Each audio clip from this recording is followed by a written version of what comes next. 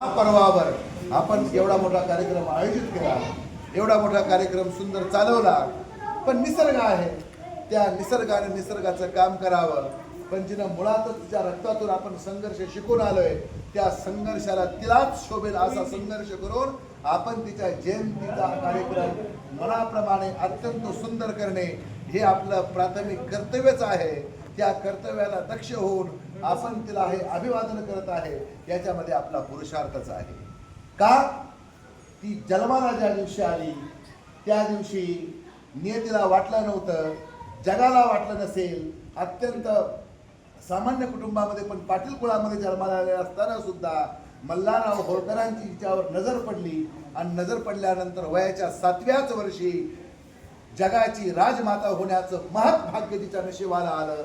त्या अहिल्यादेवीला मी विनम्र प्रार्थना करतो, विनम्र मुजरा करतो, विनम्र अभिवादन करतो. महाराज 21 मे 1735 साली चौंडी गावामध्ये, त्यावेळेला जामखेड कर्जत परगण्यामध्ये, त्यावेळेला पूर्वीच्या औरंगाबाद जिल्ह्याच्या त्या परगण्यामध्ये, आताच्या संभाजीनगर परगण्यामध्ये निजामशाहीमध्ये तो परगणा होता. आणि त्या परगण्यामध्ये चौंडी गावामध्ये शिंदे कुटुंबियांमध्ये अत्यंत सुंदर अशा या वातावरणामध्ये आमच्या अहिल्यादेवीचा जन्म झाला. अहिल्यादेवीचा जन्म होत असता, सुशीला आईच्या पोटी जन्माला येत असताना काय पुण्य केलं असेल त्या मातेनं. आपुलिया हिता जो असे जागता, धन्य माता पिता तयाचिया, कुळी कन्या पुत्र होती जे सात्विक, तयाचा हरिक वाटे देवा.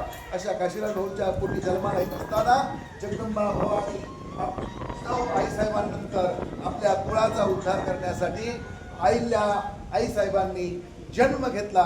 आणि जन्म घेतल्यानंतर लहानपणापासूनच पुण्य पुरुषार्थामध्ये अहिल्याश्वराची प्रार्थना करत असताना, अहिल्याश्वराचं दर्शन करत असताना, अहिल्याश्वराचं त्या ठिकाणी सुंदर असं पूजापाठ करत असताना वडिलांनी आईंनी अहिल्याश्वराच्या नावावरूनच आपल्या अहिल्यादेवींचं नाव अहिल्या असं ठेवलं.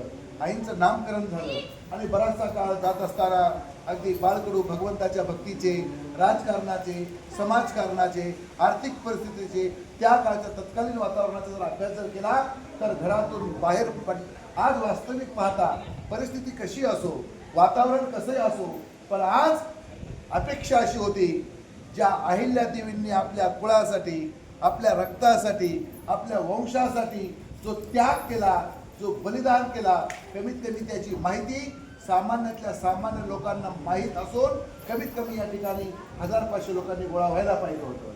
पण दुर्दैवाने हे बघा, पुरुषांची कीर्ती जगामध्ये प्रसिद्ध होते, पुरुष लोकांना मोठेपणा भेटतो. मग त्या दृष्टीने अहिल्यादेवीच्या कर्तृत्वाला तो न्याय का भेटला नाही याचा आपण विचार करण्याची गरज आहे.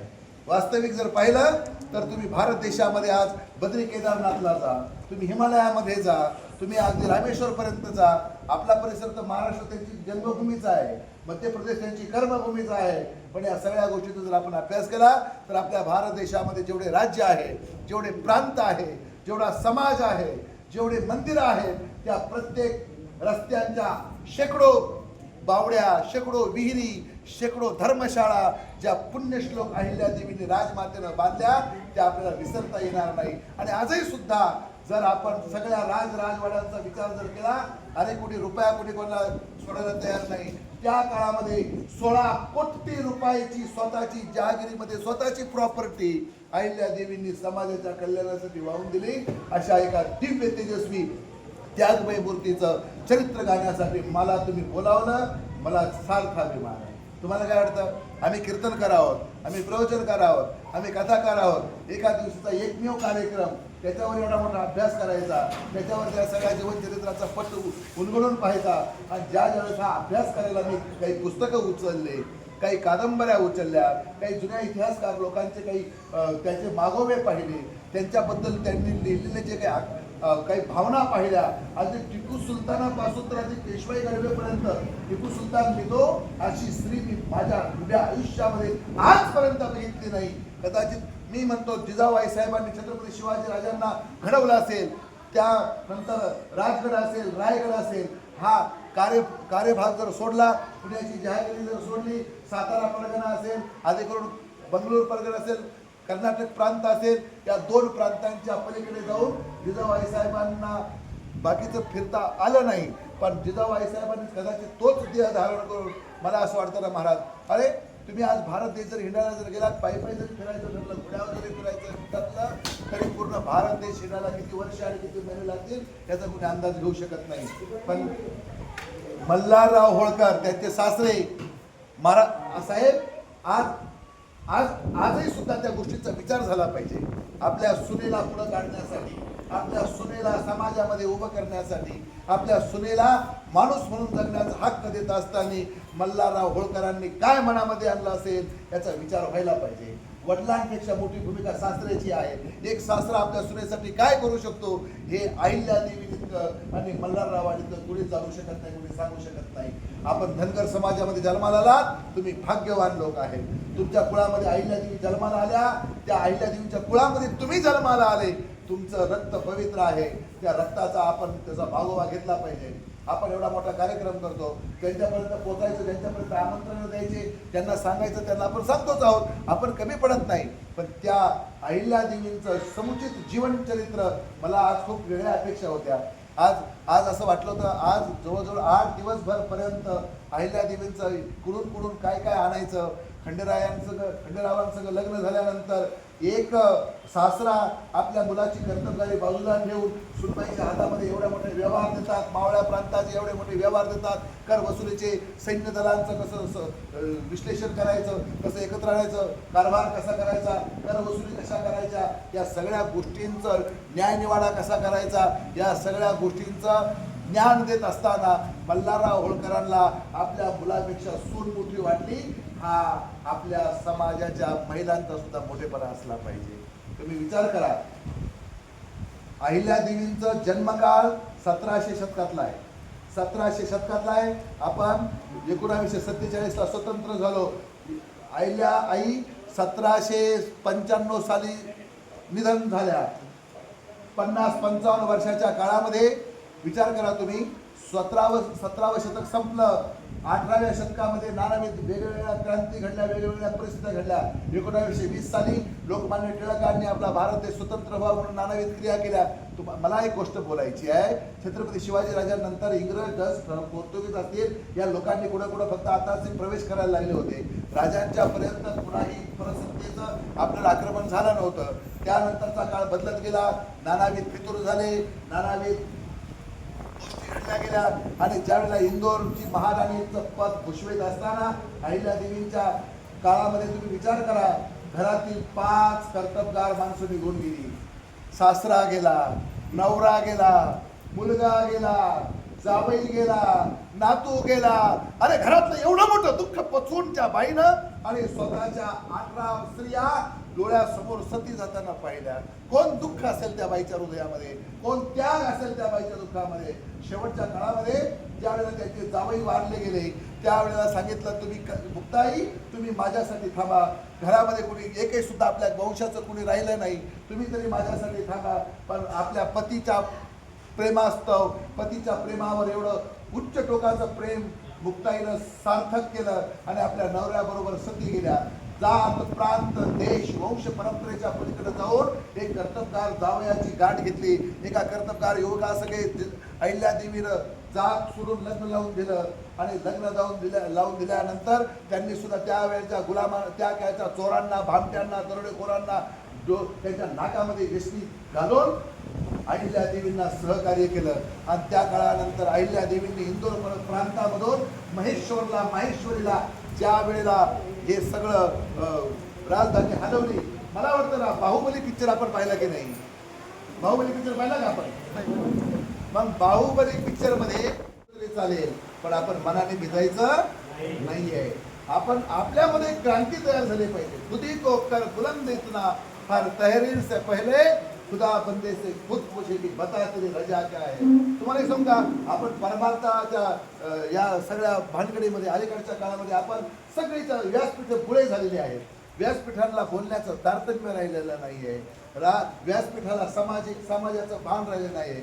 माणसातल्या माणसांना जागा करून माणसांचं रक्त, आपल्या तरुण पिढीचं रक्त हे तेजमय करण्याचं सामर्थ्य आता राहिलं नाही आहे. त्याचं दुर्दैव वाटतं. आज कार्यक्रम लाखो रुपयाचे हो राहिले. एक एक कार्यक्रम करायचा ठरला तर आपण काय सामर्थ्याने, काय परिस्थितीने आपण कार्यक्रम सजवतो, काय परिस्थितीने ही तरुण मुले एकत्र येऊन कार्यक्रम रंगवतात याचं सुद्धा समाजाने भान घेतलं पाहिजे. आपल्याला पोटापेक्षा आपल्याला नीतिमत्ता आणि आपली इज्जत त्याने वाटायला पाहिजे. आज 4 रुपयासाठी आणि आपण इज्जत आपण पणाला लावतो, आपण लाचार होऊ राहिलो.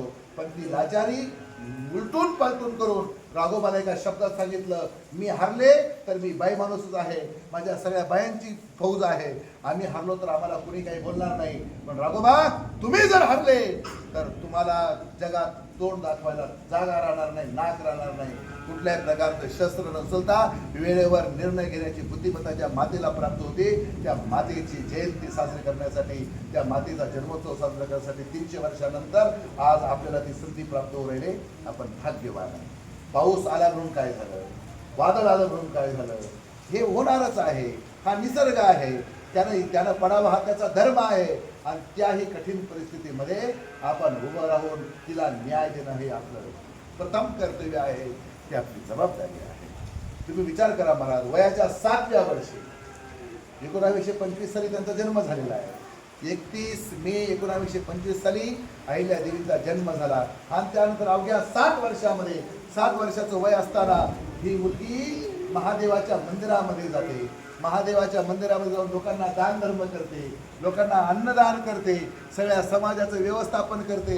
आणि मग मल्हारराव होळकर ज्यावेळेला शनिवार वाड्याकडे चालले होते, पेशवाईच्या दरबारामध्ये मोठे सरदार असताना त्यांनी ज्यावेळेस मावळ्या प्रांताची सुभेदारी पूर्ण करत असताना ज्यावेळेस चौंडी मुक्कामी थांबले, त्यावेळेला नदीच्या काठावर, शिरा नदीच्या काठावर ज्यावेळेस सगळेच्या पंडाल पडले गेले, तंबू टाकले गेले, सैन्यांचा फड उभा राहिला आणि सगळं वातावरण पाहत असताना सकाळच्या वेळेला त्या अहिल्याश्वराच्या मंदिरामध्ये एक 7 वर्षाची मुलगी आपल्या मैत्रिणींना घेऊन, आपल्या कुटुंबाला घेऊन जो दान धर्म करत आहे, जे अन्नदान देत आहे, तिचं ते सौंदर्य, तिचं ते स्वरूप पाहिलं. आणि ते स्वरूप पाहिल्यानंतर मल्हारराव होळकरांना हीच आपली सून असायला पाहिजे की अशी भावना झाली. आणि लगेच काशीनाथरावांना बोलावून घेतलं, शिंदे पाटलांना बोलावून घेतलं आणि बोलावून घेतल्यानंतर विनंती केली, तुमची मुलगी आम्हाला सून म्हणून द्या.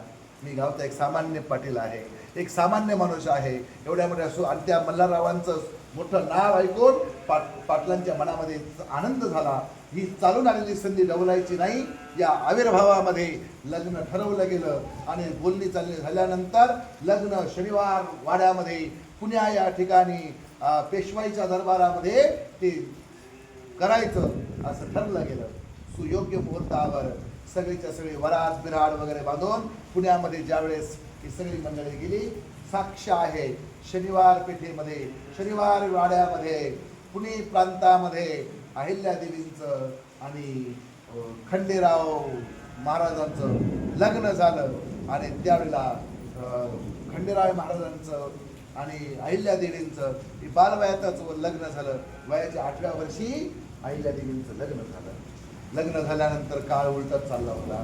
पण इतिहासाची नोंद आहे, खंडेराव हे शूर होते, वीर होते, परंतु दुर्दैवाने संगती सोबतीमध्ये किंवा सुभेदारीच्या पैशाच्या हव्यासामध्ये असेल किंवा पैशाच्या सत्तेमध्ये असेल किंवा आपण स्वतःच घरामध्ये सुभेदारी आहे आणि मनुष्य संगती सोबतीमध्ये बिघडून जातो. आणि अशाच काळामध्ये खंडेरावांना व्यसनाचं व्यसन लागलं, नशा करण्याचं व्यसन लागलं. अहिल्यादेवींचा एक एक शब्द, एक एक चरित्र जर डोळ्याने आपण जर अवलोकलं पाहिलं, खरं वास्तविक पाहता आज वेगळी भूमिका होती. आज म्हणलं स्टेज, मला माहीत आहे धमनर आकड्यावर 2-3 वर्षांपूर्वी मी एकदा आलो होतो. त्यावेळेला सुद्धा माझ्या मनामध्ये त्यावेळेला सुद्धा त्यावेळेचा अभ्यास कमी होता.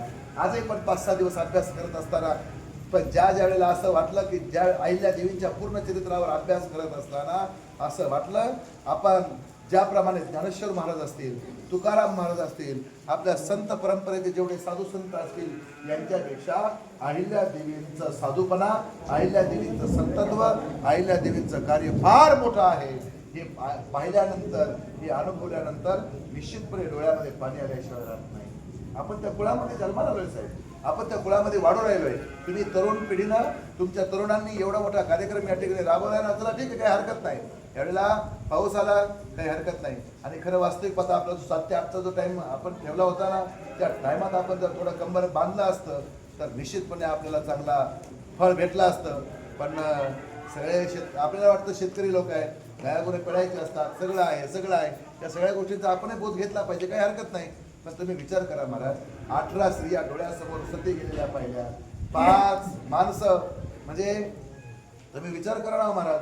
आज ज्यावेळेला कुंभणीच्या युद्धामध्ये खंडेरावांचा मृत्यू झाला, त्यावेळेला कोणता प्रसंग डोक्यावर आला असेल. त्यावेळेला सूरजमल त्या जाट सरदाराविरुद्ध लढत असताना खंडेरावांचा मृत्यू झाला. आणि तो पण कसा झाला, याला पण विशेष महत्व आहे. अहिल्यादेवीने सांगितलं होतं, युद्ध चालू जरी असलं तरी तुम्ही नशेच्या भानामध्ये तुम्ही युद्धामध्ये जाऊ नका, तुम्ही तिथे पुढे जाऊ नका. पण दुर्दैवाने त्या वर किल्ल्यावरून एक तोफीचा गोळा असा सटकन आला. ही बाहेर उभे असताना त्याचं परीक्षण करत असताना, त्या किल्ल्याचं परीक्षण करत असताना छातीवर तो गोळा आदळला गेला आणि त्या ठिकाणी खंडेराव महाराजांचं चितड्या उडाल्या गेल्या. खंडेराव महाराज ऐन 29व्या वयामध्ये, अगदी बाल वयामध्ये, अगदी तरुण वयामध्ये, आता कुठेतरी संसाराचे स्वप्न रंगवायचे, या आविर्भावामध्ये तुम्हाला सत्य सांगतो, ज्या बाईच्या पोटी विधवापणा आला, काय तिच्यावर प्रसंग कोसळला असेल, पण ती खचली नाही. आणि ज्यावेळेला खंडेरावांचं चिता रचली गेली, त्यावेळेला त्या चितेवर सती जायची. त्या काळामध्ये परंपरा होत्या, त्या काळामध्ये स्त्रिया सती जात होत्या. नवरा मेला की लगेच स्त्रिया सती जायच्या, चितेवर आपलं स्वतःचं समर्पण करून द्यायच्या. पण त्यावेळेला मल्हाररावांनी विनंती केली, त्यांच्यापुढं हात जोडले, म्हणले अहिल्या, तू जर गेली तर आपलं कुटुंब हे फार आज दुःखामध्ये आहे, तुम्ही जाऊ नका. हा राजकारभार, हा सगळं चालवणं, सामान्य लोकांची सेवा करणं, या लोकांचं कल्याण करण्यासाठी तुम्हाला थांबावं लागेल. आणि त्यावेळेस महाराज तरी सुद्धा अहिल्यादेवी ऐकत नाहीत आणि शेवटी मल्हाररावांनी त्यांच्यापुढे पदर पसरला आणि सांगितलं, खंडेराव जरी गेले असले तरी तुम्ही माझ्या मुलाच्याच रूपामध्ये आहे, तुम्ही माझा मुलगा हो, तुम्ही थांबलं पाहिजे. आणि काय सांगा महाराज, अहिल्यादेवींनी त्यांचा शब्द मान्य केला आणि शब्द मान्य करून त्या ठिकाणी ते थांबल्या. त्याच काळामध्ये पेशवाईनं 1/4 आणि सुभेदारीचं राज्य इंदोर परगण्यामध्ये मल्हाररावांना दिलं. आणि मग त्यानंतर इंदोर या ठिकाणी राजधानी उभी केली गेली आणि ती राजधानी उभी केल्यानंतर त्या ठिकाणचा तो कारभार चालू झाला. मावळ्या प्रांतातला सगळा कारभार मल्हाररावांनी अहिल्यादेवीच्या ताब्यामध्ये देऊन टाकला. सैन्यांची जडणघडण करणं, सैन्य भरती करणं, कर वसुली करणं, गावांची चांगली कामं करणं, त्या ठिकाणी पाण्याची व्यवस्था करणं. आणि तुमच्या माहितीसाठी सांगतो, तुम्हाला माहिती असेलच पण तरी पण अभिमानाने मला एक गोष्ट सांगावी वाटते. आज आपण म्हणतो माझा 7/12 असा आहे, माझा 7/12 तसा आहे, माझा 7/12चं तुतारी अशी आहे. हा 7/12 ज्या मातेनं निर्माण केला, हा 7/12 ज्या बाईनं आपल्याला दाखवला, सामान्य माणसाला माणूस म्हणून स्वतःचा अधिकार निर्माण करून दिला, तो 7/12 तयार करण्याचं काम अहिल्यादेवी होळकरांनी केलंय. याचा आम्हाला सार्थ अभिमान वाटतो. मला तुम्हाला काय सांगायचं, तो इतिहास असा आहे, ती भूमिका अशी आहे, ती जडणघडण अशी आहे. त्यावेळेला सामान्य लोकांकडून आता यांना काही उत्पन्न पाहिजे, राज्य पण चाललं पाहिजे, कर पण वसूल झाला पाहिजे. मग त्यावेळेला काय केलं, जे गावातील गावठाण जागा होत्या त्या राहायला दिल्या आणि त्या गावठाणांपुढे फळाची 12 झाडं दिली गेली आणि 12 झाडं लावायची. त्याला त्या शेतकऱ्यांनी, त्या गावच्या त्या मालकांनी, त्या घराच्या मालकांनी, त्या जमिनींच्या मालकांनी जशा पद्धतीने आपापल्या ऐपतीप्रमाणे तुकडे देऊन टाकले आणि ते तुकडे दिल्यानंतर त्यामध्ये 12 झाडं लावायचे आणि 12 झाडं लावून त्या सगळ्यांना वाढवायचं. त्यातल्या 7 झाडांचा अधिकार कुणाचा, ज्यांनी झाडं लावले त्यांचा. 7 झाडाची फळं कुणाची, त्यांची. आणि उरलेले 5 झाडं जे आहेत त्या 5 झाडावर अहिल्यादेवींच्या सरकारचा अधिकार राहणार, तो कर म्हणून वसूल केला जाणार. इतकी सुव्यवस्था तेव्हापासून ती चालू झाली. आजही 7/12 चालू आहे आणि आजही तो इथून पुढे पण चंद्रसूर्य आहे तोपर्यंत चालणार आहे. वास्तविक पाहता अहिल्यादेवींच्या चरित्राला, अरे एक साधं सफेद वस्त्र धारण करून हातावर महादेवाची पिंड घेऊन. अशी तो हिमालयापासून कन्याकुमारीपर्यंत तुम्ही जा. मी फार भारत फिरलेला मनुष्य आहे. ज्या वेळेला साधक म्हणून आम्ही चाललो, ज्या वेळेला वैराग्य घेऊन आम्ही निघालो, त्यावेळेला बद्रीनाथ असेल, केदारनाथ असेल, अगदी तुम्हाला सांगतो कर्नाटक असेल, रामेश्वर असेल, सुरती सोमनाथ असेल, काशी विश्वेश्वराचं मंदिर असेल, या सगळ्या मंदिरांची जडणघडण करण्याचं काम जर कोणी आज केलं असेल तर ते अहिल्यादेवी होळकरांनी केलेलं आहे महाराज. तुम्हाला सांगतो स्वतंत्र असा जो कारभार भेटला, स्वतःची प्रॉपर्टी, त्याच्यामध्ये राज्याचा संबंध नाही, त्याच्यामध्ये राज्याच्या कराचा संबंध नाही, त्याच्यामध्ये व्यवहारांचा कागदपत्रांचा संबंध नाही. त्यांच्या वाट्याला जी प्रॉपर्टी आली ती प्रॉपर्टी त्यावेळेची 16 कोटी रुपये होती. किती होती? 16 कोटी रुपये. पण स्वतःच्या नावावर, स्वतःच्या अधिकाराचे 16 कोटी रुपये आपल्या नावावर आहे. त्यातला 1 रुपया सुद्धा या बाईनं स्वतःच्या पोटासाठी नाही खाला. तिला सर्वस्व फक्त समाजाच्या कल्याणासाठी उधळलं. आजही कित्येक गाव आहेत. आमची जन्मभूमी ज्या ठिकाणची आहे ते बेल्लाळे गाव, तालुका संगमनेर, जिल्हा अहिल्यानगर. या ठिकाणी एक बारव आहे. करेघाट उतरल्यानंतर ती बारव आजही तिला शुद्ध पाणी आहे. त्याच बारवेचं पाणी आमचं गाव पितं, त्याच गावावर लोक चालतात, त्याच बारवेवर लोकांचं पोट भरलं जातं. तुम्ही विचार करा महाराज, त्या काळामध्ये अहिल्यादेवींना हा जो पावित्रा उचलला असेल. आमचं गाव एक उदाहरण आहे हो. काही गावांमध्ये अशा क्रिया घडलेल्या आहेत, काही गावांमध्ये असं चरित्र घडलेलं आहे. मला वाटतं ना, मला वाटतं अहिल्यादेवी निव्वळ धनगर समाजाच्या नाहीये. अहिल्यादेवी निसर्ग समाजासाठी मर्यादित नाहीये.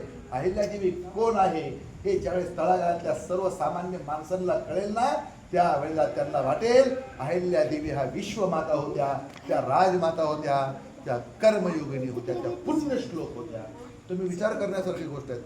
तुम्ही एक गोष्ट बोलू, अहिल्यादेवींनी एवढे मंदिरं बांधले, एवढ्या धर्मशाळा बांधल्या. साधारण एक धर्मशाळा, एक बंगला बांधायचा ठरला तर आपल्याला कमीत कमी 1-2 वर्षाचा काळ, 1-2 वर्षाचा काळ लागतो.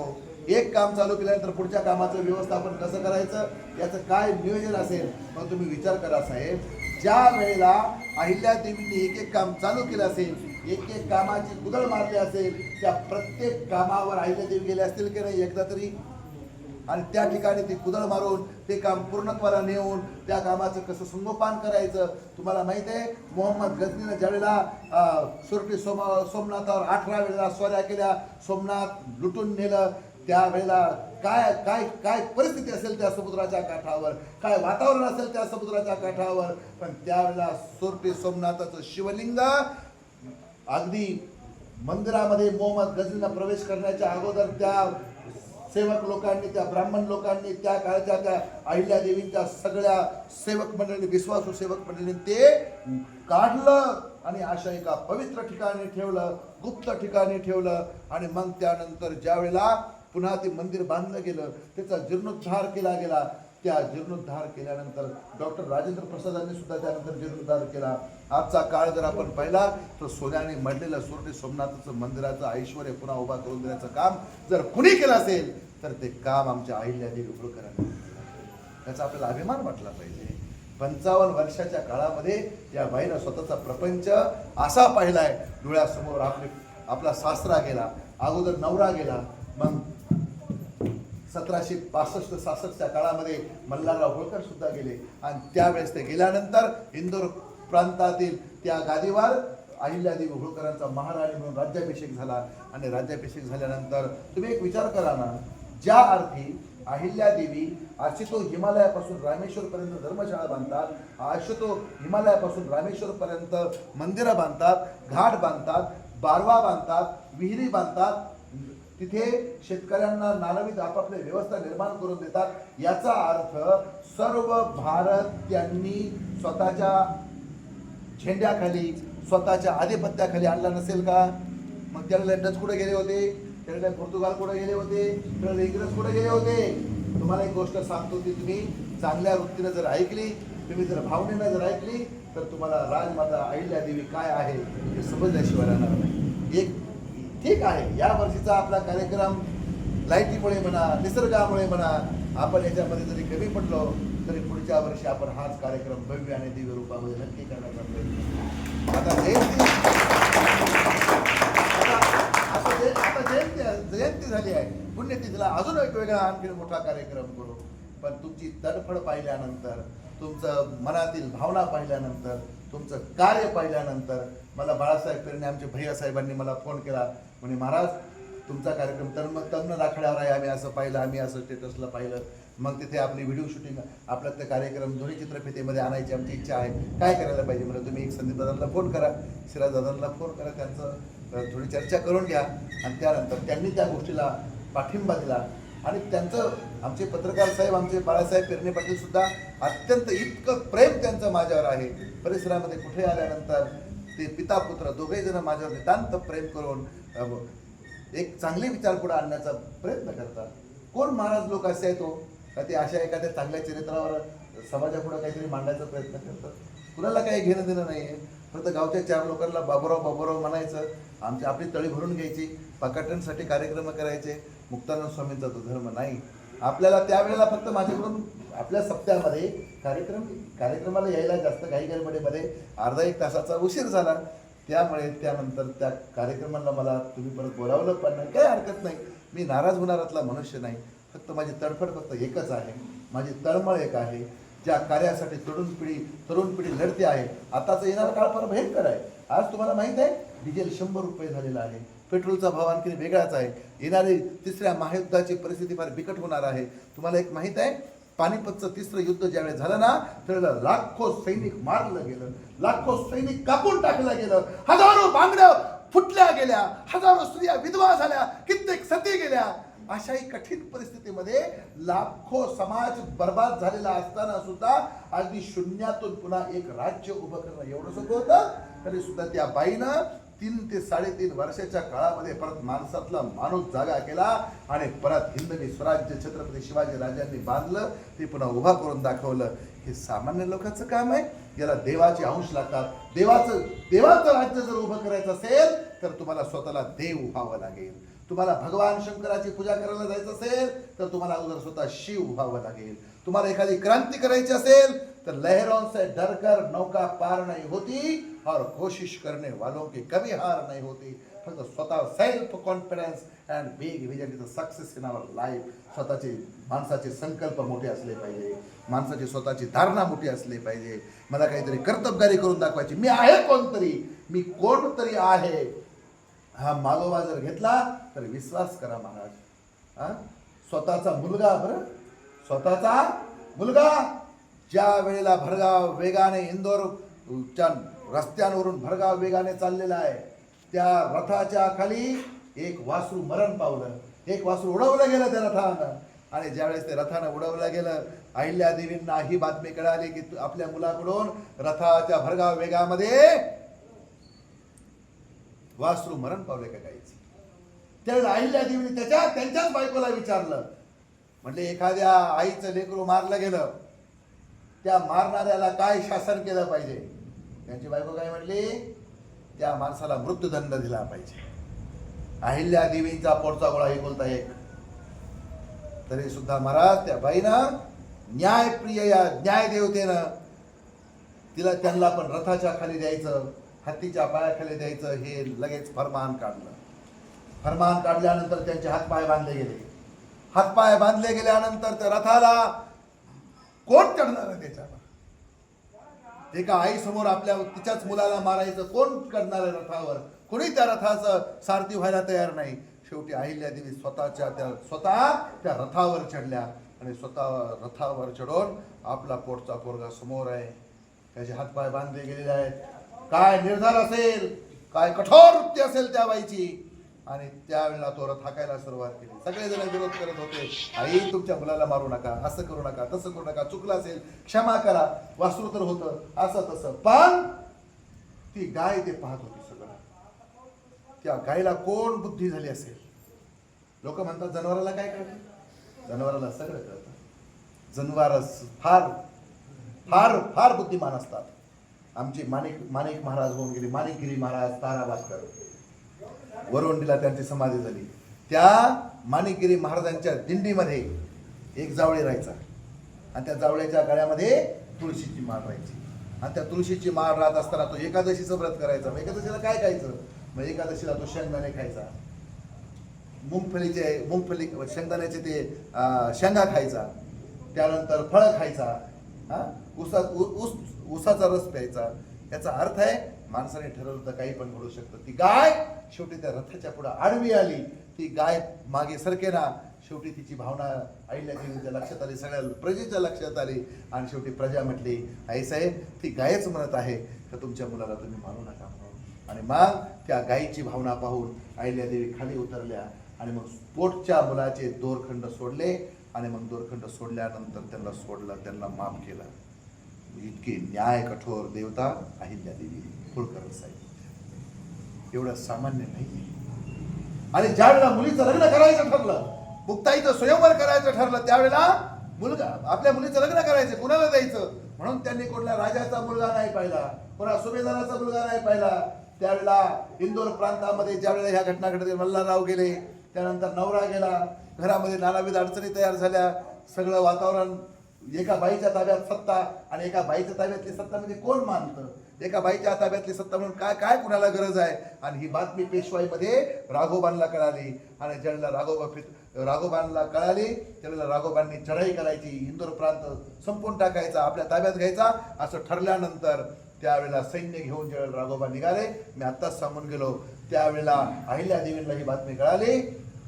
आणि अहिल्यादेवींनी कुठलंही शस्त्र न घेता, कुठली तलवार न घेता विचारांच्या साम्राज्यावर पत्र लिहिलं आणि ते पत्राचा मागोवा राघोबांना ज्यावेळेस कळाला, राघोबांनी नंतर सहकार्य केलं.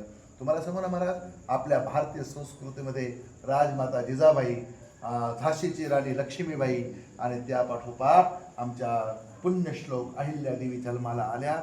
आपल्या भारत देशाचे महत्त्व झालेले आहे. कर्म धुरंधर रागरागिनी. मला वाटतं ना, हा जो बाहुबली पिक्चर 1 पार्ट 1, 2 काढले ना, त्या डिरेक्टरनं कदाचित अहिल्यादेवीचं चरित्र जर ऐकलं असतं आणि पाहिलं जर असतं ना, विश्वास ठेवा त्यानं हे फालतू बाहुबली काढलाच नसता, अहिल्यादेवीचंच बाहुबली केला असता. माहेश्वरी तिथं आज महेश्वराचे स्थान आहे. तुम्ही आजही तुम्ही नर्मदेच्या काठावर तुम्ही एक दिवस आपण गेलाच असाल, तुम्ही ते ऐश्वर्य पाहिलं असेल, ते वाडे पाहिले असतील. अरे विचार करा, आपल्या सासऱ्याची एवढी मोठी समाधी, आपल्या नवऱ्याची एवढी मोठी समाधी आणि नंतर मुलगा. तुम्हाला सांगतो ना, ज्या वेळेला अशा काही गोष्टी घडल्या त्याच ठिकाणी एक रंगकाम करणारा मनुष्य राहत होता. त्या एका बाईच्या त्या भानगडीमध्ये त्याला कोरडे ओढले गेले. त्या कोरडे ओढल्या गेल्यानंतर तो त्याच्यातच मरण पावला. त्याचंच भूत जसं काय आपल्याला लागलं बुवा असं त्या. मग तिथून पुढे त्यांना त्यांच्या मुलाला थोडंसं वेडसरपणा आला आणि त्या वेडसरपणामध्ये ते मरण पावले. आणि त्याच मरण पावल्यानंतर सगळा कारभार हातामध्ये घेऊन या नवरा गेला, सासरा गेला, मुलगा गेला.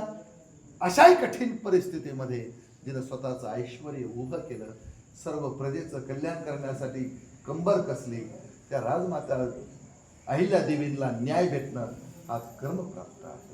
महाराष्ट्र शासनाने काय विचार केले असतील मला माहीत नाही, समाजामध्ये काय विचार असतील ते मला माहीत नाही, पण हा हे महोत्सव, जयंती महोत्सव आणि पुण्यतिथी महोत्सव एवढ्या सोंगाढोंगामध्ये व्हायला पाहिजे, एवढ्या अलौकिक.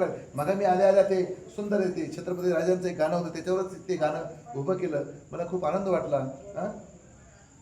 ते अहिल्यादेवींचं नाव गाजतंय इतिहासाच्या पानावर. किती गोड, किती सुंदर ना.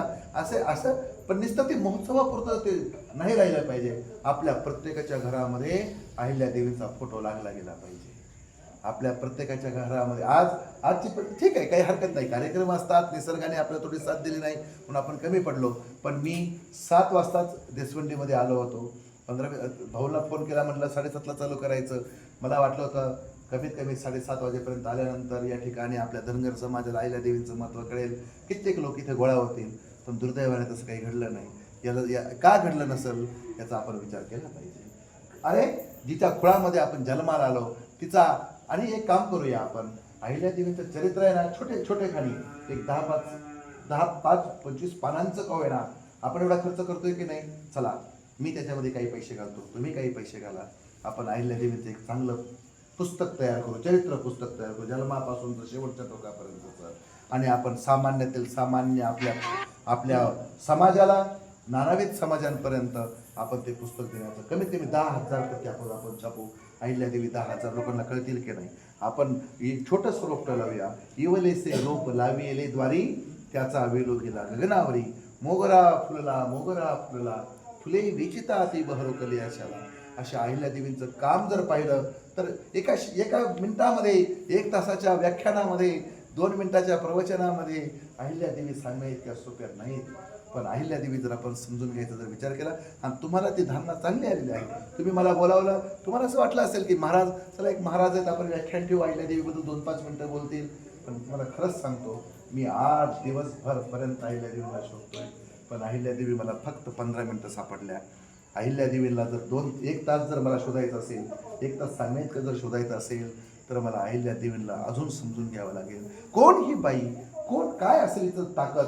वयाच्या 6व्या वर्षी मल्हारराव होळकरांची नजर तिच्यावर जावी आणि तिच्यावर गेल्यानंतर ती कोण आहे हे त्यांना कळून शेवटच्या श्वासापर्यंत तुम्ही विचार करा. 1795 मध्ये ज्यावेळेला 13 मार्चला ज्यावेळेला आईसाहेब गेल्या, 13 मार्च 95ला ज्यावेळेस गेल्या असतील, तुम्ही विचार करा, म्हणजे 17 शतक तर संपलं ना, 18 सुरू झालं असेल. 150 वर्षामध्ये भारत देशाने काय पाहिलं, काय गरिबी भोगली, भारत पाकिस्तानचं फाळण्या बघितल्या, सगळं एवढं झालं. 100 वर्ष तिथून पुढचा काळ आपल्याला भारत देश टिकवता आला नाही, आपला पराजय आहे. तुम्ही विचार करा ना. या पण मला एक कौतुक वाटलं अहिल्यादेवींना समजून घेतला होता. भाऊ, बद्रीनाथ पासून रामेश्वर पर्यंत तुम्ही जा, तुम्हाला अहिल्यादेवींचं कार्य सापडेल. सगळीकडे जा तुम्ही, एवढा मोठं. मग ज्या अर्थी त्या प्रत्येक राज्यात गेल्या, प्रत्येक प्रांतामध्ये गेल्या, त्या ठिकाणी त्यांना कोणी विरोध केला नाही म्हणजे याचा अर्थ कळतो का तुम्हाला? ते सगळेच्या सगळे राज्य अहिल्यादेवींच्या अधीन होते, सगळ्याचा सगळा कारभार त्यांच्या अधीन होता. आणि अशा समर्थ काळामध्ये हे कार्य चालवलं. मग 18वें शतक संपलं होतं. मग 19व्या शतकामध्ये 1800 ते 1900 या 100 वर्षाच्या काळामध्ये आपल्या पुरुषांना, आपल्या या शक्तींना, आपल्या त्या टिपू सुलतान स्वतः म्हणतो अहिल्यादेवीचं आणि माझं जर थोडं जर विचार जर जुळले असते तर कदाचित या भारत देशाची गरिमा वेगळी झाली. अरे निजामशाही संपली, आदिलशाही संपली, सगळं संपलं. पण छत्रपती शिवाजी राजांनी घालून दिलेली शिवशाही टिकवीत असताना पेशव्यांनी सुद्धा बरेचसे प्रयत्न केले, पण नंतरच्या काळामध्ये पेशवाई सुद्धा संपली गेली. आणि पेशवाई संपल्यानंतर या भारत देशाची धुरा सुरक्षित आणि व्यवस्थित ठेवण्याचं कार्य जर कोणी केलं असेल तर ते फक्त आपल्या अहिल्यादेवींनी केलेलं आहे. अहिल्यादेवींचा महिमा फार मोठा आहे. अहिल्यादेवी समजून घ्यायची असेल तर आपल्याला उठावं लागेल, आपल्याला एक संघटन करावं लागेल. आणि संघटनाशिवाय एकट्याचं हे काम नाही आहे. एकटा दुकटा मनुष्य काही करू शकत नाही. मला वाटतं ना, या सर्व गोष्टींमध्ये छत्रपती शिवाजी महाराज जर नसते, आपण काय म्हणतो, छत्रपती शिवाजी महाराज जर नसते तर काशी, मथुरा या सगळ्यांची चव गेली असती, आज आपल्याला नमाज पडावे लागले असते. पण मी म्हणतो अहिल्यादेवी जर नसती तर कदाचित आपल्याला मंदिरं सुद्धा पाहायला भेटले नसते. एका माणसाने मंदिरं टिकवले आणि दुसऱ्या बाईनं ते सुरक्षित ठेवले. जर अहिल्यादेवीने ते मंदिरं जर सुरक्षित ठेवले नसते, तुम्हाला माहित आहे मथुरेचं मंदिर सुद्धा जमीनदोस्त केलं गेलं होतं, सोरटी सोमनाथचं मंदिर जमीनदोस्त केलं होतं, काशी विश्वेश्वराचं मंदिर जमीनदोस्त केलं होतं, कित्येक लाखो मंदिरं चिरडले गेलेले होते. पण अशा एक परिस्थितीमध्ये अहिल्यादेवीने त्या मंदिरांचा जीर्णोद्धार केला, ते मंदिरं उभे केले, त्या ठिकाणी महाराज लोकांची स्थापना केली गेली, त्या लोकांनी त्या ठिकाणी मठ उभे केले गेले. आजही आपल्या गावचे मारुती रायाचं मंदिर असेल, आपल्या गावचे ग्रामदेवता असतील, या मंदिरांना वाती आहेत का नाही? देवाबत्ती करण्यासाठी जमीन दिलेल्या आहेत का नाही? म्हणजे या जमिनी कोणी दिल्या? मग ज्या बाईनं गावगावचे मंदिरांच्या वाती चालाव्यात, गावगावच्या मंदिरांचे सर्व ठेपशीर चालावेत, उत्सव व्हावेत, धर्म संस्कृती टिकावी, हे कार्यक्रम व्यवस्थितपणे चालावेत, महाराज लोकांना, साधू संतांना सुद्धा व्यवस्थित ठेवल्या ठिकाणी आश्रम व्यवस्थित बांधता यावेत, त्यांना सुद्धा जगता यावं, यासाठी अलौकिक क्रांती करून सामान्यातील सामान्य शेतकऱ्याला खरं जगवायचं काम शेतकऱ्याला जर कोणी केलं असेल तर ते फक्त अहिल्यादेवींनी केलं. तुम्हाला मी व्याख्याता म्हणून तुमच्या पुढे आलो असेल म्हणून मी मला वाटेल ते बोलणार आहे, तर त्या प्रत्येक बोलण्याच्या पाठीमागे थोडी धारणा आहे, त्या प्रत्येक बोलण्याच्या पाठीमागे एक कार्य आहे, त्या प्रत्येक बोलण्याच्या पाठीमागे ध्येय आणि धोरण आहे. या धोरणांचा आपण तुम्ही आज 25 लोक या ठिकाणी जरी असले तरी या 25 लोकांमधले 5 जणांनी जरी हा विचार घेतला ना साहेब, तर निश्चितपणे काहीतरी घडल्याशिवाय राहणार नाही. आज तुम्ही 2026 साली बघा, आज तिसऱ्यांदा पंतप्रधान मोदी निवडून आलेले असताना सुद्धा आजची परिस्थिती काय आहे? कुठल्या तरुणांना काम भेटू राहिलंय? वास्तविक पाहता शासन चांगलं आहे, राजसत्ता, आम्हाला कोणत्या राजकारणाची गरज नाही, आम्ही कोणत्याही पक्षाची बांधील नाही, आम्ही कोणत्या पक्षाबद्दल बोलण्याचा आपल्याला काही अधिकार नाही, काही गरज पण नाही. परंतु आपली सामान्य भावना फक्त एवढीच आहे, तुम्ही उठणाऱ्या तेजमय अशा हातांना काम द्या. ते काम दिल्याशिवाय समाज संघटित होणार नाही. शेतकऱ्यांना तुम्ही न्याय द्या.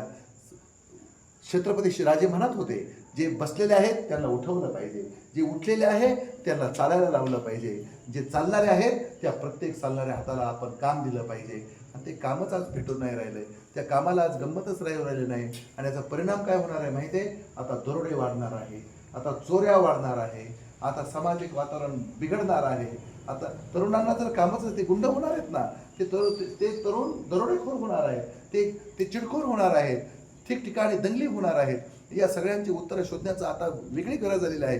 एकतर टेम्परेचर एवढं वाढून राहिलं आहे, 35-38चं टेम्परेचर आता 50पर्यंत जाऊ राहिलं आहे. आणि 2-3% 2-3 पॉईंटनी टेम्परेचर वाढलं म्हणजे काय होतंय? काय होणार आहे? काय होणार आहे? काय होणार नाही. एक दिवस येईल त्यावेळेला समुद्र कुठल्या गतीनं वाढेल, किती फुटापर्यंत वाढेल, कित्येक नगर त्याच्यामध्ये बुडले जातील किंवा अकाल होईल, त्यावेळेला पाऊस पडणार नाही. आजही तुम्ही बघा, या उष्माघातामध्ये कित्येक लोक मरण पावलेत, कित्येक गोष्टी घडू राहिल्यात. या सगळ्यांची उत्तर जर शोधायची असेल तर आता तरुणांनी जागं झालं पाहिजे. आणि ते जागं होण्यासाठी आपल्याला अहिल्या देवींचे विचार आता आपण एकत्र आणले पाहिजे. तुम्हाला सांगतो ना, 1725 ते 1795 किती वर्षाचा काळ आहे हा? 70 वर्षाचा, 60-65 70 वर्षाचा काळ आहे. पण या एवढ्या काळामध्ये अहिल्या देवीने जे कार्य करून ठेवलं ते पाठीमागं चालवायला कोणी भेटलं? एक सांगा तुम्ही, आपण जी इस्टेट निर्माण केली त्या इस्टेटीला पाठीमागचा वारस तेवढ्या ताकदीचा भेटला पाहिजे. आणि तो पाठीमागचा वारस जर तेवढा ताकदीचा जर भेटला तर समाज घडायला वेळ लागत नाही. आणि एक विश्वास ठेवा, 1000 लोक समाज नाही घडवत, एकच मनुष्य तो समाज घडवत असतो. पण त्या हजारातल्या ते एका माणसाला वाटलं पाहिजे, होय माझं समाजासाठी, माझं देशासाठी काहीतरी कर्तव्य आहे आणि त्यामध्ये तुम्ही कुणीतरी असावेत, अशी माझी भावना आहे. हे कीर्तन, प्रवचन, कथा वगैरे करणं हा आता तर हा समाजातला एक भाग झालेला आहे. बोलावणं, त्याच्यानंतर चालणं, त्याच्या पाठीमागे देव देव देव आहे, देव आहे, देवाचे पत्ते सगळे दाखवू राहिले, देवाचे पत्ते दाखवू राहिले. देव कोणी पाहिलाय? देव का डोळ्याने दिसणारी वस्तू थोडीच आहे. पण आपण देव जर पाहायचा असेल तर आपल्याला या श्रेष्ठ लोकांचा आदर्श समोर घ्यावा लागेल. मला वाटतं ना, तिनं जो संघर्ष केला आज या मंदिरामध्ये, मारुतीरायाच्या मंदिरामध्ये, मागच्या वेळेला आलो की त्यावेळेला काम अपूर्ण होतं. आज हे काम बऱ्यापैकी पूर्णत्वाला गेलेलं आहे. अजूनही पुढचं काम चालणार आहे. पण या काळामध्ये मला वाटतं आपण मागच्या 3 वर्षापूर्वी त्यावेळेला मूर्ती प्रतिष्ठा आपल्याच हाताने लागली, राईट. म्हणजे अहिल्या देवींची मूर्ती स्थापन करण्याचा योग पण माझ्याच वाट्याला आला. नंतर आज हे व्याख्यान करण्याचा योग माझ्या वाट्याला आला. ठीक आहे, काही हरकत नाही, निसर्गाने आपल्याला थोडासा साथ दिला नाही. आता बघा बरं, फक्त 10 मिनिटं तिने त्यानं वादळ केलं का नाही? 10 मिनिटं वादळ केलं, पण विश्वास ठेवा, आपण घाबरलो का? आपण थांबलो का? त्याला म्हणलं तू ये, तुला काय यायचं तेवढं, तुला काय वादळाच तेवढा आण. पण आम्ही अहिल्या देवीसाठी थांबणार नाही. पराजय कोणाचा झाला? पराजय कोणाचा झाला? मग निसर्गावर सुद्धा पाय ठेवून चालण्याची दानत आपल्यात असली पाहिजे. आणि जेव्हा ही दानत तुमच्यामध्ये येईल त्यावेळेला खऱ्या अर्थाने पुण्यश्लोक अहिल्या देवींना ती खऱ्या अर्थानं आदरांजली करणार आहे, खऱ्या अर्थानं त्यांची जयंती होणार आहे, खऱ्या अर्थानं त्यांना आपण अभिवादन करणार आहे. म्हणून श्रेष्ठ लोकांना मला वाटतं छत्रपती शिवाजी ज्याप्रमाणे ज्ञानेश्वर महाराजांनी वारकरी संप्रदायाचा पाया रोवून समुचित मानवजातीला कल्याणित करण्याचा प्रयत्न केला आणि ज्ञानदेवी रचिला पाया उभारले देवालया, बैना झाली शिकळस, तुका झाला से कळस आणि बैनाबाई त्याची पताका आहे. मग या सगळ्या गोष्टी जर आपण संप्रदायाकडे जर पाहिलं तर या गोष्टीचा विचार करा. आणि दुसऱ्या बाजूने जर सामाजिक या सर्व प्रांताचा जर आपण विचार जर केला तर छत्रपती शिवाजी राजांनी रायरेश्वराच्या पिंडीवर जो रक्ताभिषेक करून हिंदवी स्वराज्याची स्थापना केली, जिजाऊ आईसाहेबांच्या सानिध्यामध्ये राहून त्या आईसाहेबाच्या पुण्य रक्तावर, पुण्य दुधावरच्या प्रतापावर जे हिंदवी स्वराज्य स्थापन केलं, अगदी अगदी त्यांना त्या ठिकाणी तुम्ही विचार करा, आग्र्याच्या जेलमध्ये राहत असताना काही चूक होतं का? त्या ठिकाणी औरंगजेबानं छत्रपतींना मारून टाकायचं, विठ्ठलदास हवेलीमध्ये त्यांना चिरून टाकायचा हा घाट घातला होता, तरी सुद्धा तिथून तुऱ्या देऊन छत्रपती राजे पुन्हा आले. अवघ्या 11-13 किल्ल्यांवर आणि 1,00,000 मुलुकावर पुन्हा हिंदवी स्वराज्य जसंच्या तसं उभं केलं. आणि त्यानंतर छत्रपती संभाजी राजांचं सुद्धा मला वाटतं ना, इतिहास ना 2 गोष्टीमध्ये चुकला खरंच. इतिहासातील नोंदकार असतील, इतिहासकार असतील, कदाचित मागचे पुढचे काही लोक असतील, आपल्याला कुणावर आरोप करायचा नाही. इतिहासाला 2 लोक कळायला पाहिजे होते, एक छत्रपती संभाजीराजे आणि दुसऱ्या पुण्यश्लोक अहिल्यादेवी. या 2 व्यक्ती जर समाजाला, या 2 व्यक्ती जर इतिहासकारांना जर तेवढ्याच ताकदीने कळाल्या असत्या तर कदाचित भारत देशाचं इतिहास, आपल्या या प्रांताचा इतिहास निश्चितपणे वेगळा झाला असता. म्हणून छत्रपती संभाजीराजांना आणि पुण्यश्लोक अहिल्यादेवींना कशा ताकदीनं न्याय मिळेल याचा आपण मागोवा घेतला पाहिजे. त्यासाठी आपण काय करता येईल याचा विचार केला पाहिजे. 1 दिवसाचा कार्यक्रम आहे, त्या कार्यक्रमासाठी मग 8-10 दिवस धावपळ करायची, सगळ्यांनी एकत्र येऊन ते कार्य असं चालवायचं. यापेक्षा आपण वर्षभर काहीतरी ॲक्टिव्हिटी करत राहिल्या पाहिजे आणि या विचारांना आपण प्राधान्य दिलं पाहिजे. जर आपली सगळ्यांचं जर एकमत झालं, आपण जर निश्चितपणे आपण याच्यावर विचार करू, अहिल्यादेवींचं पूर्ण चरित्र, आणि ते काही जास्त निघणार नाही, एक 5-25 पानाचं होईल, याच्यापेक्षा आणखी काय होणार आहे. इथे आपण कमी पडू, त्याची भर पुढच्या आवृत्तीमध्ये तयार करू, पुढच्या काही गोष्टीमध्ये करू. आणि याला पैसा लागत नाही, याला फक्त निर्धार लागतो, याला निर्णय लागतो. प्रतिक्रिया करून माणसाच्या जीवनामध्ये काही घडत नाही. माणसाच्या जीवनाची उत्तरं शोधावी लागतात, आणि ज्यांना उत्तरं शोधता येतात ना महाराज, ते सर्व समर्थ होतात. ते नियती पंचमहाभूतांवर विजय प्राप्त करण्याची ताकद साधू संतांच्या तपश्चर्येमध्ये आहे. आणि साधू संतांची तपश्चर्या हीच समाजाला उत्तरित करू शकते.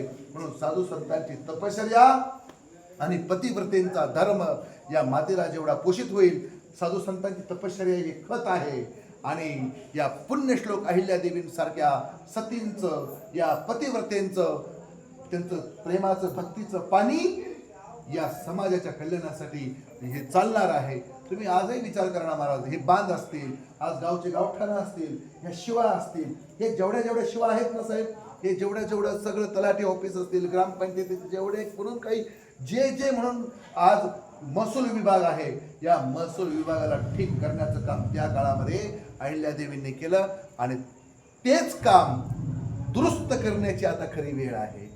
आपल्या समाजातून, आपल्या तळागाळातील एका माणसामधून असे, तुम्हाला खरं सांगू का, लोक समाज कार्य करायला निघतात खरे, राज्य उभं करायला निघतात खरे, त्यांना सत्ताही लोक प्राप्त करून देतात, त्यांच्या पाठीमागे उभे राहतात, पण काय त्या खुर्चीचा जो दोष आहे आम्हाला कळत नाही. ती शेवटी खुर्ची भ्रष्टाचारी ठरते. Because politics is always corrupt and there is no solution. राजकारण हे सदैव भ्रष्ट राहणारच आहे, पण त्या भ्रष्ट राजकारणामधून सुद्धा आपल्याला एक क्रांती करायची आहे. आपल्या समाजाच्यासाठी काहीतरी बांधिलकी आहे, आपल्याला समाजाला काहीतरी द्यायचं आहे, याचा विचार झाला पाहिजे. आणि म्हणून नथुजी सारख्या नातवाचा शेवट पाहत असताना, नथुजीचा ते पण बालवयातच गेले, म्हणजे या बाईनं इतकं दुःख भोगलं. आणि एवढं सगळं भोगून इंदोर प्रांतामधील असणारी राजधानी, हिच्यावर आता फार अडचणी येऊ राहिलेल्या आहेत. समाज आता वेगळ्या परिस्थितीमध्ये जाऊ राहिला आहे. दरोडे चोऱ्या वाढलेल्या आहेत. अशा परिस्थितीमध्ये हे राज्य कसं स्थिर स्थावर करता येईल, अजून सुरक्षितेसाठी ज्याप्रमाणे भगवान कृष्णाने मथुरा सोडून द्वारका उभी केली, द्वारका एक स्वतंत्र नगरी उभी केली आणि सगळे यादव कुळाचं रक्षण केलं, त्याप्रमाणे आऊसाहेब आमच्या राजमाता पुण्यश्लोक कर्मयोगिनी या देवीनं माहेश्वरी या ठिकाणी नर्मदेच्या काठावर एक दिव्य पुन्हा एक राजधानी उभी केली. आणि त्या राजधानीमधून 13 मार्च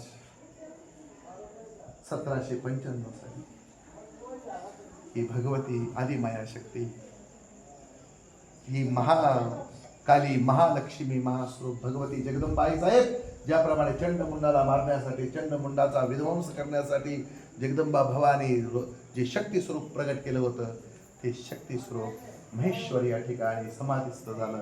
आणि पुण्यश्लोक अहिल्यादेवी त्या ठिकाणी निधन पावल्या. या 55-60 वर्षाच्या 70 वर्षाच्या काळामध्ये देवीनं भरपूर प्रपंच पाहिला, प्रपंचातील दुःखांना, प्रत्येक दुःखाला पचवून फक्त समाजाचं त्यांनी एक धनगर समाज म्हणून पाहिला का? त्यांनी एक धनगर समाज म्हणून पाहिला नाही. त्या काळामध्ये जात पात वर्ण व्यवस्था न बघता सगळ्यांना एकत्र आणण्याचं काम केलं आणि सगळ्यांना एकत्र आणण्याचं काम करून सुद्धा आजही सुद्धा आपल्या सातबाऱ्यावर आपलं जे नाव, ज्या अधिकारानं आपण सांगतो माझा सातबारा आहे, माझ्या वडिलांचा सातबारा आहे, माझ्या आजोबाचा सातबारा आहे, जर एवढ्या ताकदीने तुम्ही सांगू शकता, तो सातबारा ज्या बाईनं तुम्हाला तयार करून दिला, ज्या देवीनं तुम्हाला ही ताकद निर्माण करून दिली, त्या देवीसाठी तुम्ही प्रेमाने 3 वेळेला आपला मानाचा उजळा तिला केला पाहिजे. एवढीच तिची पुण्याई आहे आणि तिच्या पुण्याला न्याय देण्याचं कार्य तुमच्या सगळ्यांकडून घडावं अशी सद्भावना करतो. आपण मला या ठिकाणी बोलावलं, आपण मला या ठिकाणी आणलं, अजून बोलण्या मला खूप तुम्हाला काय सांगू, आजचा विषय थोडा वेगळाच होता, आजची भावना थोडी वेगळीच होती. कोई बात नाही, बचेंगे तो और लढेंगे, ही ताकद आपल्यामध्ये ठेवली पाहिजे. मी महाराज जरी असलो, मी महाराज म्हणून जरी काम करत असलो तरी मला कुठल्याही प्रकारची अंधश्रद्धा अजिबात आवडत नाही. मला प्रॅक्टिकल जगायला आवडतं. जसे आहात ना तसे प्रॅक्टिकल समाजासमोर राहा. तुम्हाला लोक न्याय देणार आहे. तुम्हाला एक सांगू ना, माणसाने स्वतःकडे एक शक्ती म्हणून बघितलं पाहिजे, स्वतःकडे एक अनुभव म्हणून बघितलं पाहिजे. मी काहीतरी करू शकतो, माझं काहीतरी कार्य आहे, मी काही पण करू शकतो म्हणजे चांगलं बरं का. आपल्याला वाईट काम करायचं नाहीये, आपल्याला कुणावर अन्याय होऊ द्यायचा नाहीये. आपला रस्ता सन्मार्गाचा असला पाहिजे, आपला रस्ता परिपक्व असला पाहिजे. आणि धर्माचे जे आपल्या देशाचे 4 आधारस्तंभ आहे, लोकशाहीमध्ये पत्रकार व्यवस्था एक इतकी जबरदस्त आहे. पत्रकार लोकांनी जर ठरवलं तर समाज अजून एका चांगल्या विशिष्ट दिशेला जाऊ शकतो. तो कुणापुढे लाचार होता कामा नये आणि निश्चितपणे तो होणार नाही याचे आम्हाला परिपक्व. एखादी गोष्ट चुकत असेल, एखादी गोष्ट, सगळ्याच गोष्टी बरोबर येणार नाही, कदाचित एखादी गोष्ट कमी पडत असेल, एखादी गोष्ट चुकत असेल, आपली एक टीम तयार, एक 5-25 जणांची जर एक संघटना तयार झाली, अहिल्यादेवी तरुण मित्र मंडळाची जर एक निर्मिती झाली, एक कार्य जर तयार झालं तर निश्चित ठीक आहे ना. एखादी गोष्ट कमी पडेल, एखादी गोष्ट चुकेल, एखादा निर्णय कदाचित आपला मागं पुढं होईल, पण जर एखादा निर्णय मागं पुढं जरी झाला, एखादी गोष्ट चुकली, आम्ही काही देव थोडेच आहोत, आम्ही दगड थोडेच आहोत, आपण माणूसच आहोत, आपण चुकू शकतो.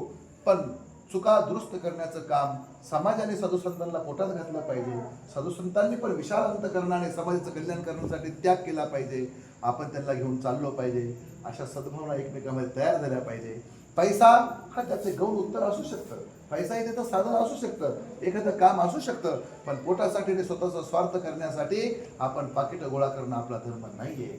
हा, समाज पैसा देतो, समाज पैसा देणारच आहे, पण त्या पैशाचा सदुपयोग व्हावा. आपण तुकाराम महाराज नक्की नाहीत. तुकाराम महाराज आपण एवढं त्याग आपण नाही करू शकत, आपण तुकाराम महाराज नाही होऊ शकत, पण तुकाराम महाराजांच्या पाया मागोवा घेत आपण धर्म कार्य करणं, आपण संप्रदायाचं कार्य करणं हे आपलं कर्तव्य आहे.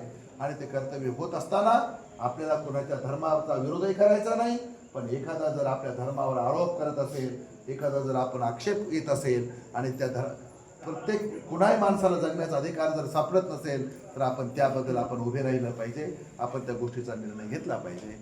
आपल्याला अहिल्यादेवींच्या या जयंतीच्या निमित्ताने 300 वर्ष पूर्ण झाले.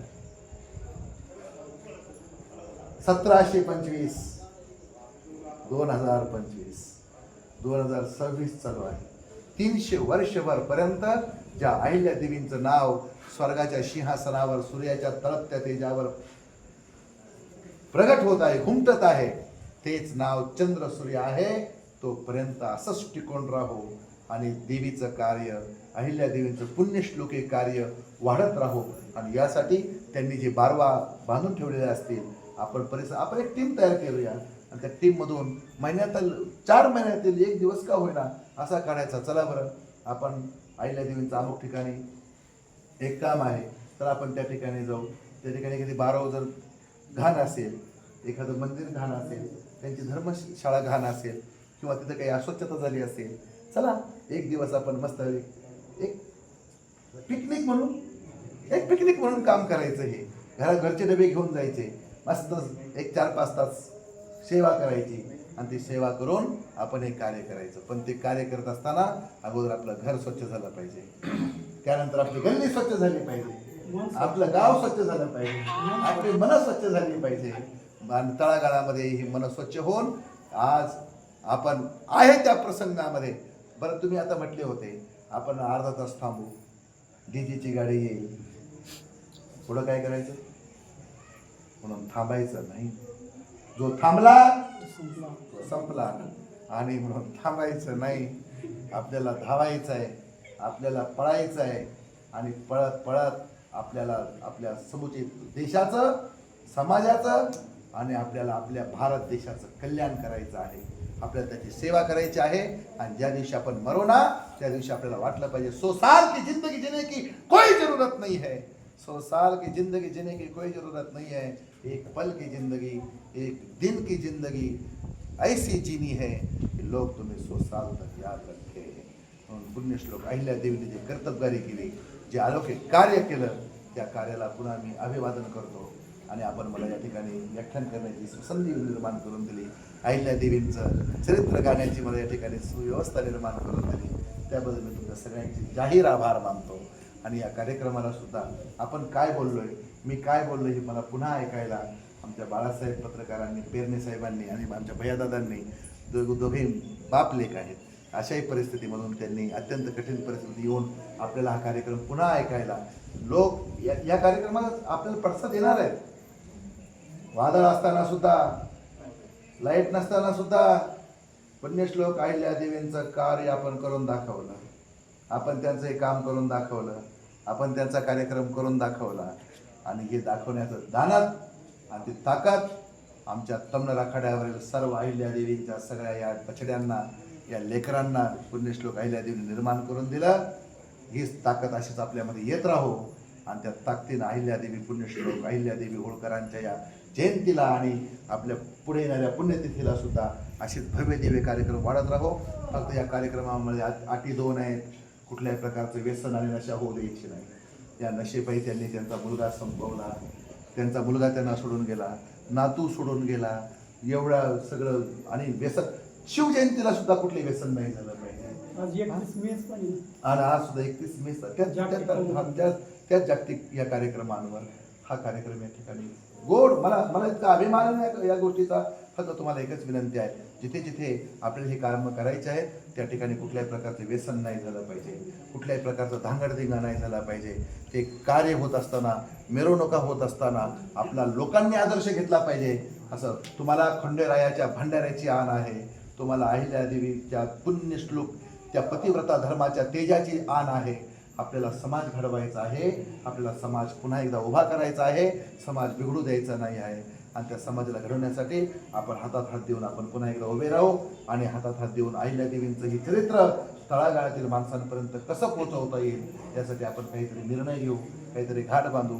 अशा दिव्य भावनेमध्ये आज माझी आईसुद्धा माझ्या कार्यक्रमासाठी एक तिची पूर्ण पुण्य आहे. तिनं मला घडवत असताना तिनं मला लहानपणापासून दगडातला देव दाखवण्यापेक्षा मला माणसातला देव दाखवण्यासाठी जास्त प्रयत्न केला. ठीक आहे ना, मंदिरं पाहिजेच आहे, देव पाहिजेच आहे, सगळं पाहिजे आहे. पण या सगळ्यांमध्ये माझ्या आईनं माझ्यावर एक साधुता जे संस्कार केले तिच्या चरणावर मी अखंड प्रणिपात करतो.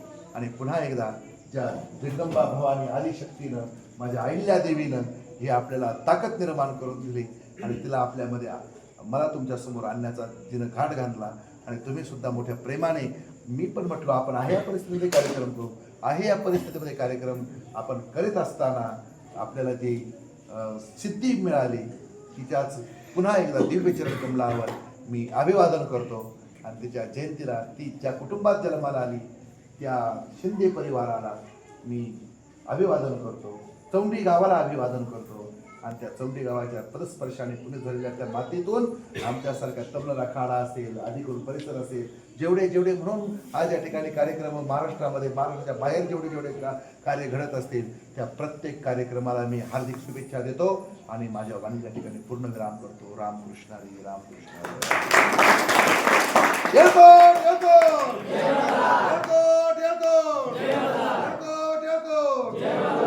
अहिल्या देवी की